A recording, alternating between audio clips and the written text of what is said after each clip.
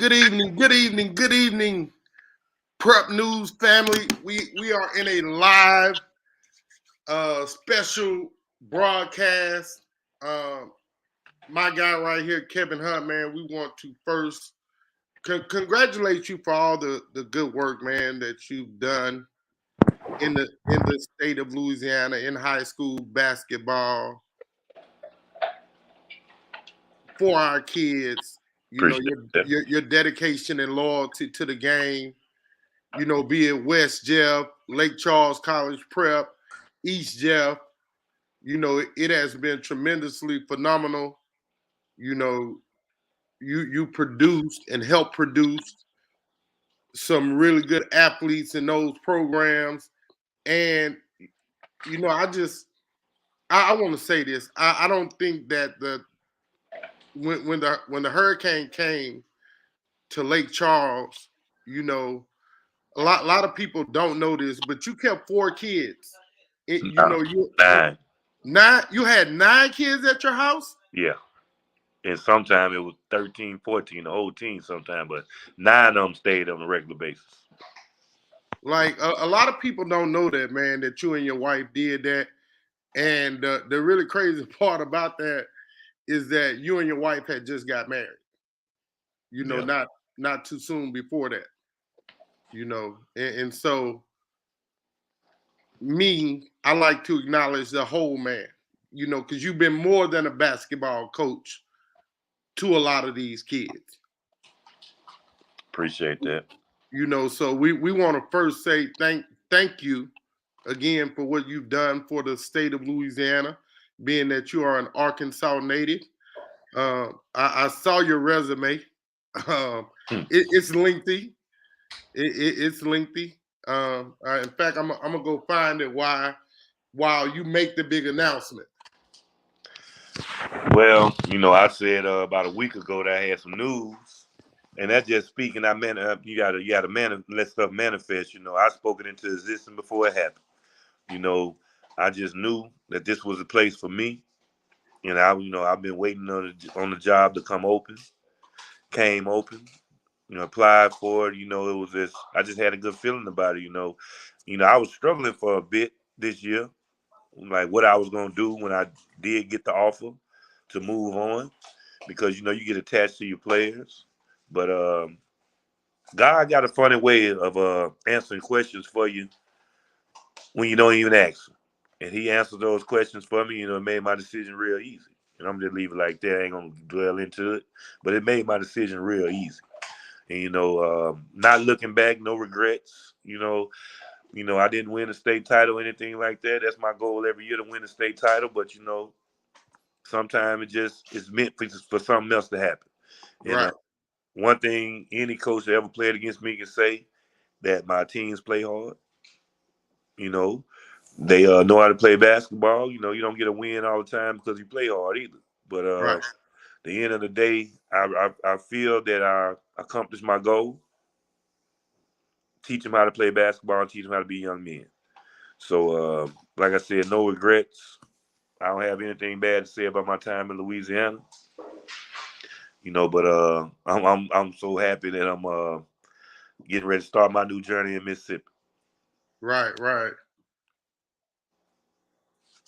What's up, Willie, man? Thank you for joining in, man. We doing this presser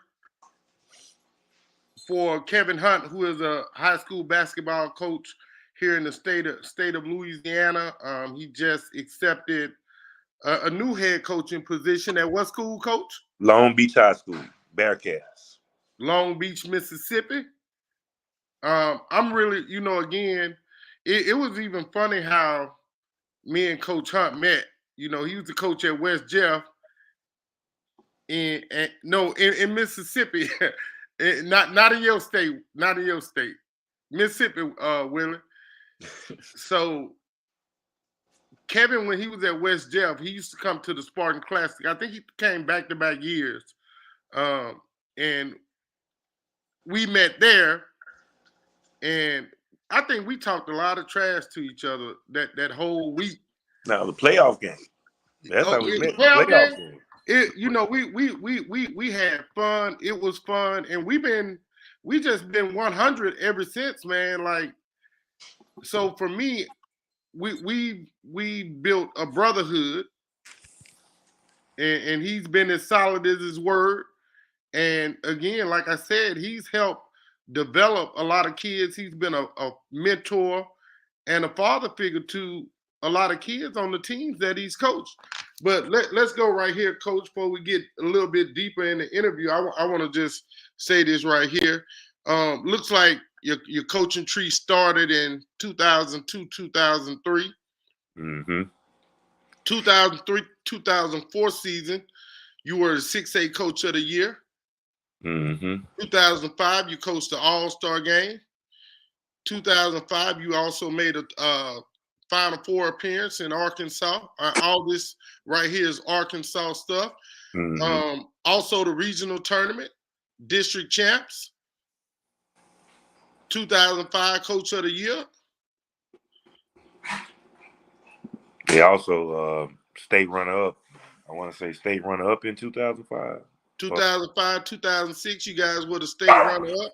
Uh-huh. Um, And that was right out of college. You know, I was blessed to get a head coaching job right after I graduated college.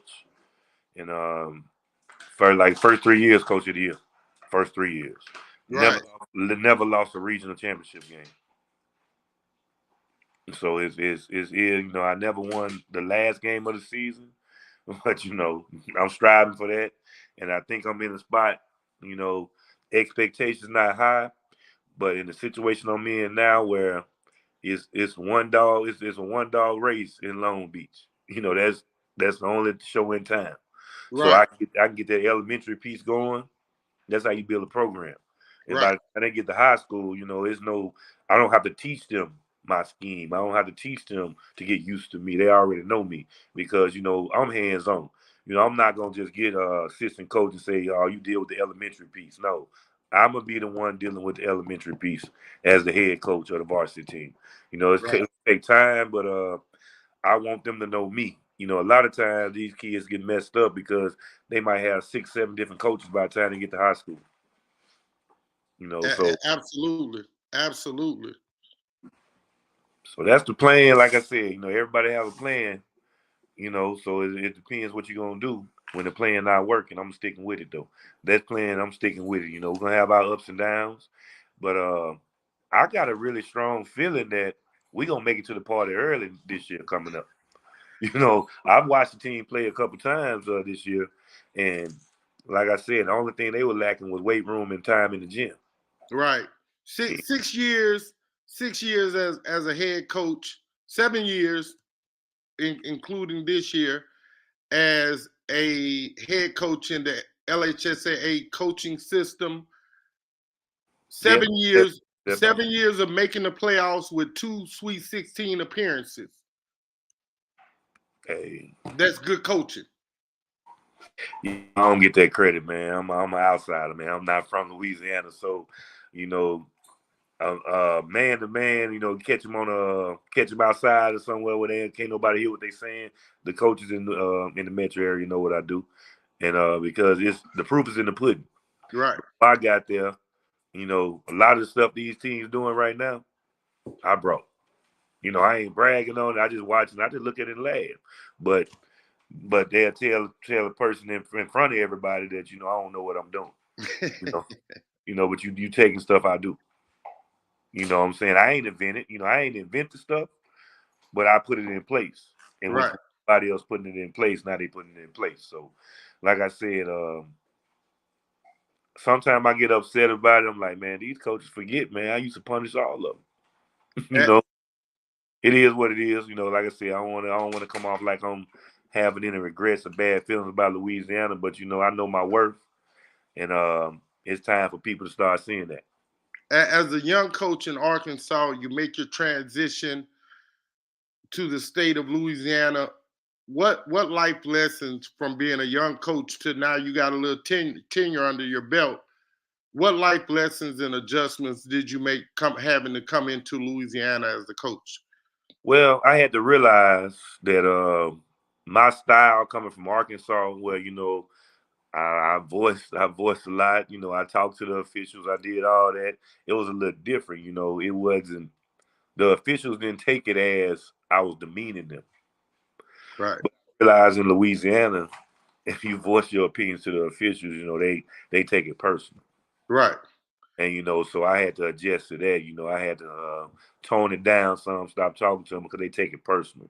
And so, and you know, it was hurting the kids because of me. I'm just take that credit. I'm gonna take that credit because of me. It was hurting the kids because I was getting the officials upset at some of the stuff I was saying, and they took it out on called themselves taking it out on me, but they took it out on the kids. You know, so I had to realize that I just have to be quiet. You know, they're gonna call the way they call. Like I said, I'm not bashing no officials, but what I noticed the difference between Arkansas and Louisiana, these officials are personal. They have rabbit ears. You know, they hear everything. So, and then, you know, being a former player, college player and stuff, you know, I wasn't used to officials being that personal.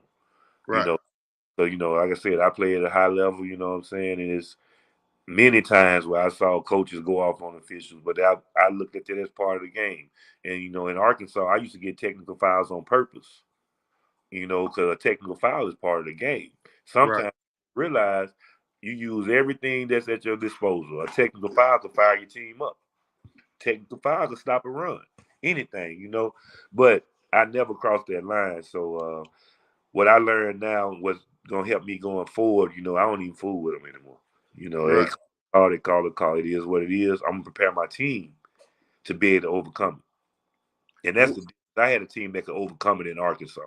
You know, I had Right. played.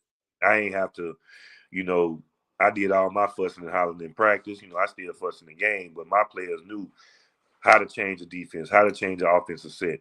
And we were deep, you know what I'm saying? I had everything I wanted. So now it's my goal to duplicate that Arkansas in Mississippi. If I can do that, you know, it's gonna be scary.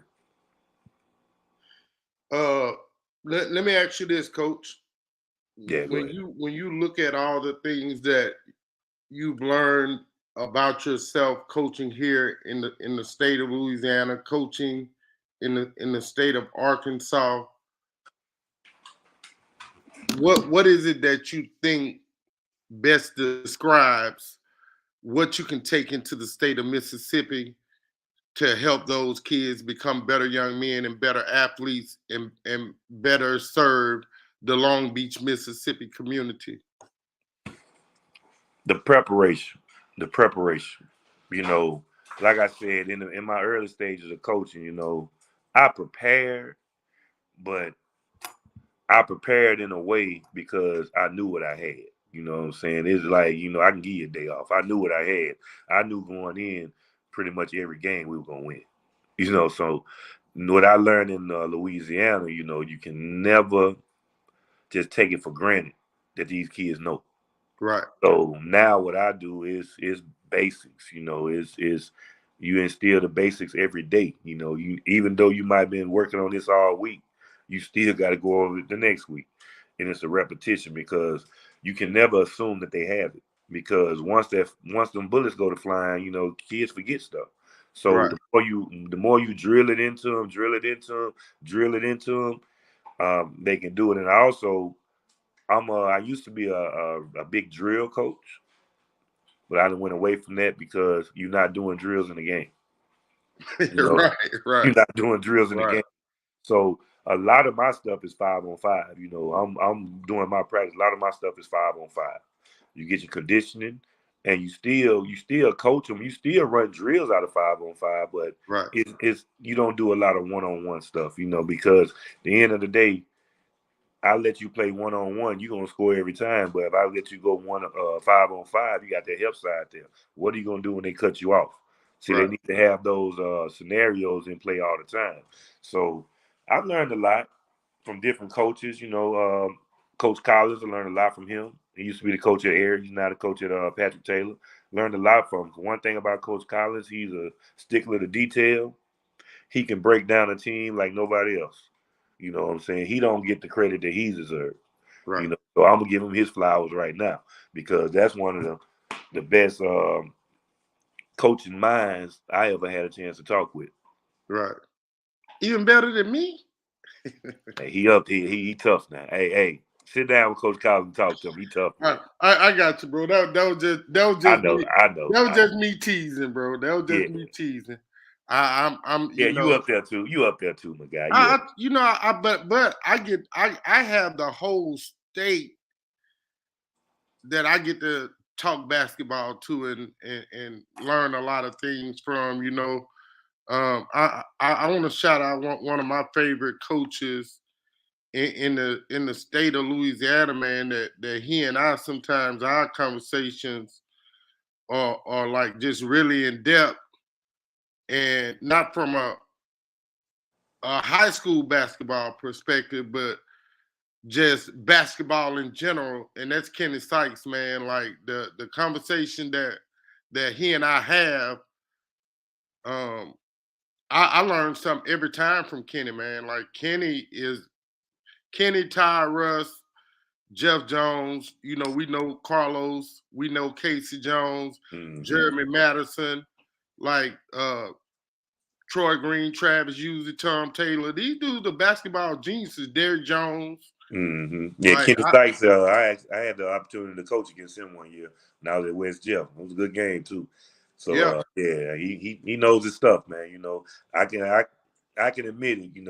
When you're going against a good coach of mine, that's what I love, going against another good coach of mine. That's like playing chess. And it's the thing for me is when I'm watching the game and commentating it, I'm trying to see like we as kids to see 3, 4, 5 seconds ahead of the play. I try to see 3, 4, 5 seconds ahead of the game commentating it, because you gotta be able to see the game holistically, because that's how the game slows down for you. And when the game slows down for you, especially as a player, great things are about to happen. So that's the one thing that I look forward to, in whether it's basketball, football, baseball, now like I'm a volleyball fanatic now, man. And I, people say, "Oh, your daughter play." Well, I watch more than my daughter.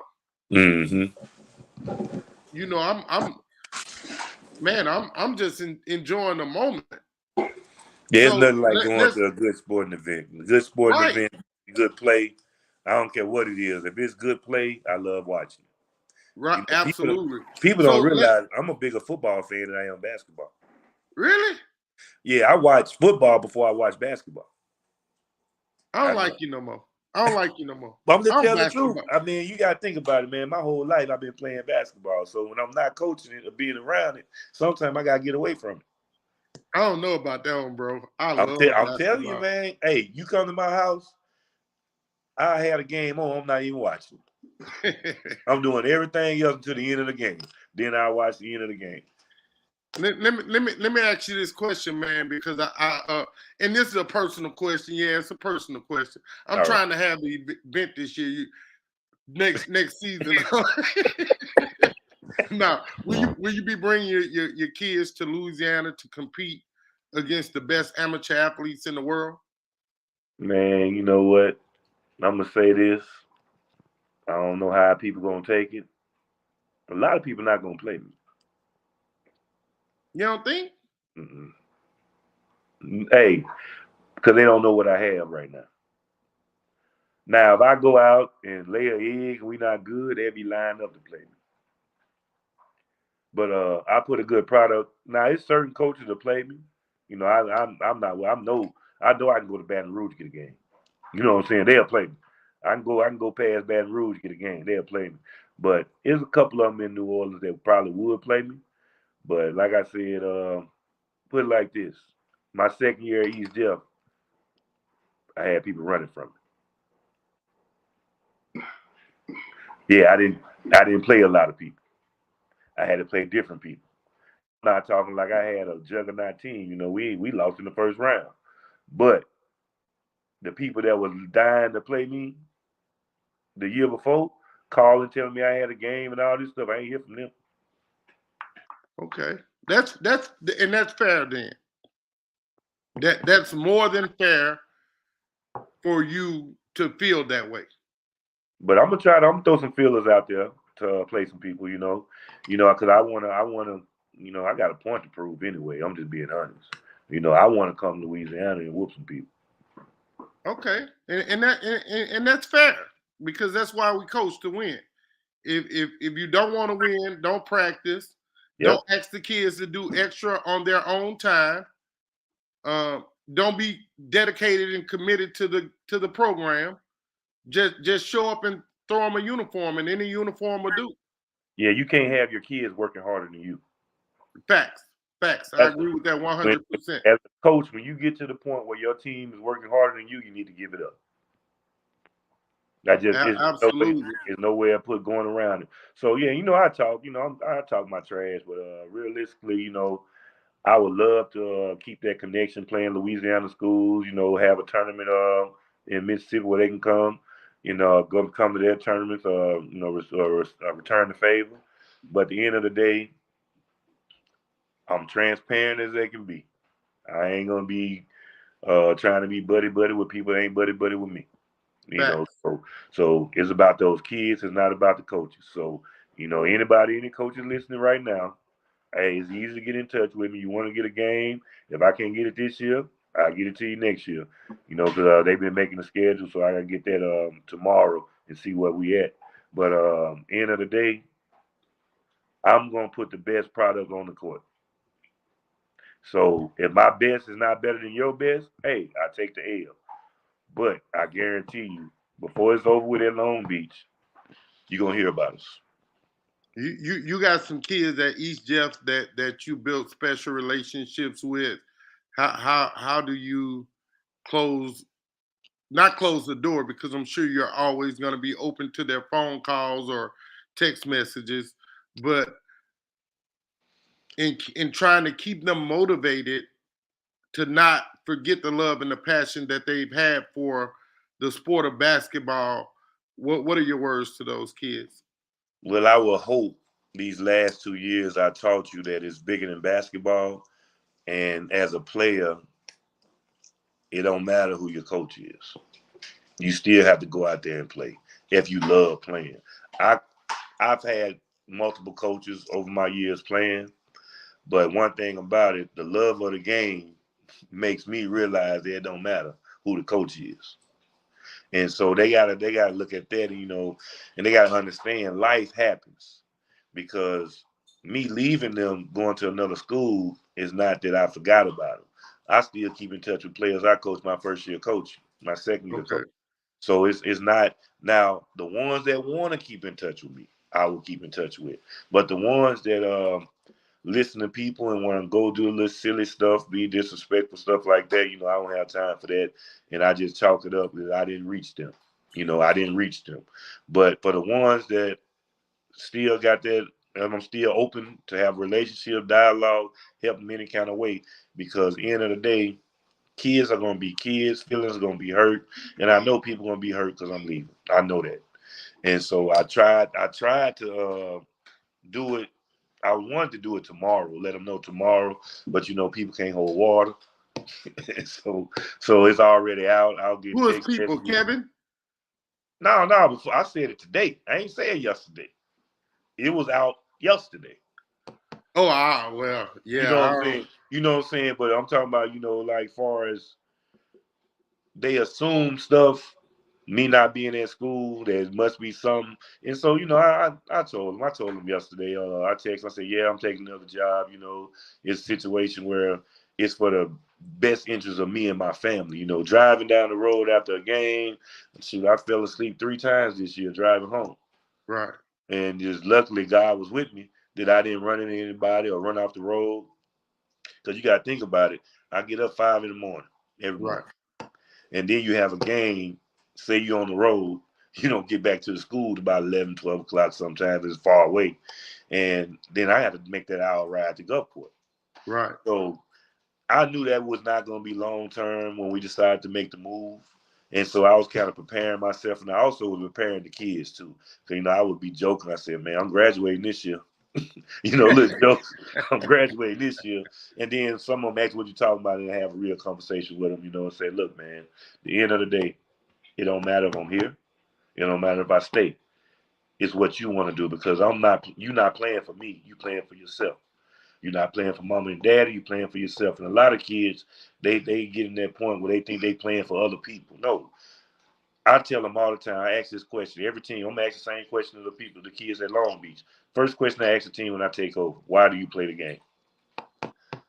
Simple question, but it got a big meaning when you get the answers. A lot of them, you know what they say? Oh, get a college scholarship, make it to the NBA. And the kid that says that is not gonna make it. Right. I hate, because if you poll any NBA player right now, especially the older days, they'll tell you they'll play for free. It's just a plus they're getting paid to play. Right. You know, because I played adult league up until I was 42 years old. Bruises, hurting and stuff, because I love to play. And I didn't get paid for the adult league. Right. I played adult league up till I was 38 and tore my Achilles. Like, in my heart, I say almost every single day, Lord, if I could just play one more game. If I could play again, guess what? I'm finna get myself in shape so I can run up and down that court again. You know, but at the end of the day, when you get a person like that, and see, that's about its separation. That's the separation. The people that love the game, they gonna do anything in their power to play the game, and they want to be the best. The ones that just playing for a scholarship, I mean, the first time something go wrong, guess what they gonna do? Quit. Right. So first time it don't go in their favor. Yeah, so I tell them all the time, and you play because you love the game, and you play because it's fun. And as coaches, we gotta understand that too. We tend to take the fun out the game. It's a game. I mean, as simple as I'm saying, it's a game. You know, yeah, you want to win state titles, you want to do all that, but people want to have fun when they play games. So hopefully, you know, they'll grow and mature over the next couple of years, you know, because that team has a chance to be special at East Jeff. If they stick together, all of them stick together, stop talking about they going to other places. I'm like, why would you want to go to other places? You've been starting as a freshman. Freshman and sophomore, you've been starting 2 years, varsity. I mean, you set to do something great next year. I mean, hopefully they'll find a good coach that can allow them to play the way, you know. I know they're gonna change up some stuff, but they need to have it open, you know. We got a big man and stuff, you know. We actually got another big man on campus, so they got a chance to be really good. Right. Man, I remember back in my Dallas Fort Worth Metro days, I was a real big Skip Murphy and Company morning show fan, and their sports guy. I've been trying to think of his name like the last couple of minutes. Guy first name was Chris. He used to say all the time that you have a better chance of getting struck by lightning than becoming a professional athlete. Like better chance of hitting the lotto twice. You know, especially now, just the game is so political. Like you have to be in the right place at the right time at the right moment. If you're not just one of those kids, and what was strange to me, and I'm glad he's still able to play, man. You know, we got to see one of the best dudes ever in the state of Louisiana, in Javonte Smart. And I don't think it's a person in the state of Louisiana that didn't think Javonte was going to make an NBA team. You know, he was just that much better than everyone else. You can tell a pro in the 9th grade. You can tell a pro. You know, it's not hard to see a pro. When you see a kid, like when I saw Reese Beckham play for the first time, he's not in the league yet, but he's going. Oh yeah, he if he don't make it, I'm a really question some of these doggone dudes, man. Like, yeah, if he don't make it, something wrong. And you know, and when you look at it, man, even Tyrese Radford, what he's doing at A&M, man, that kid is special. You know, I've been watching Tyrese like the last month, and man, he's just so smooth and fluid on the court, man. And he plays on both ends. You know, Buzz, Hal Boudreaux and Buzz have done a great job with Tyrese. You know, and you got to give Harold credit because he played for Harold for 4 years and was one of the top players in the state under his leadership.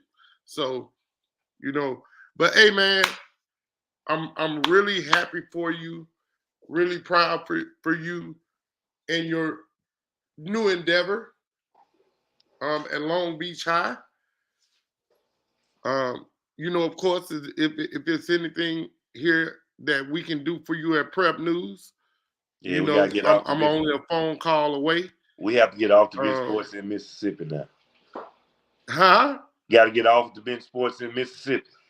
Hey, I'm ready. Hey. I'm ready. Anybody that know me knows that. Yeah, I'll do the work. Yeah, so it's just a win-win for everybody, you know. Win-win for everybody, man. And again, if we can get some things figured out, I pray that you'll put it in your heart to bring your new team to participate. Oh, no doubt, no doubt. You know, and again, you know me. I don't believe in telling coaches good luck because if you need luck, don't prepare. You make your own luck. You make your own luck. Have a great summer. Appreciate it. And we'll, you know, we. Yeah, we gonna chop it up. You know without a doubt, man. Hey, man. Last time as a Louisiana coach, man, I feel some type of way now. Come here, boss man. Come here, there boss. Go my buddy. Hey, boss man. Lennox. What up, Cujo? Lennox, come here. Come here. Say hi to everybody, boy. Hey, y'all, that's Cujo right there. That's a monster. Yeah, boss man came in here, so.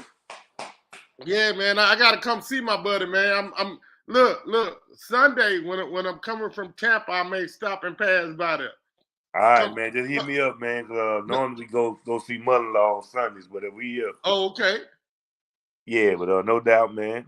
No doubt, man. And again, man, I'm really happy for you. Really proud for you.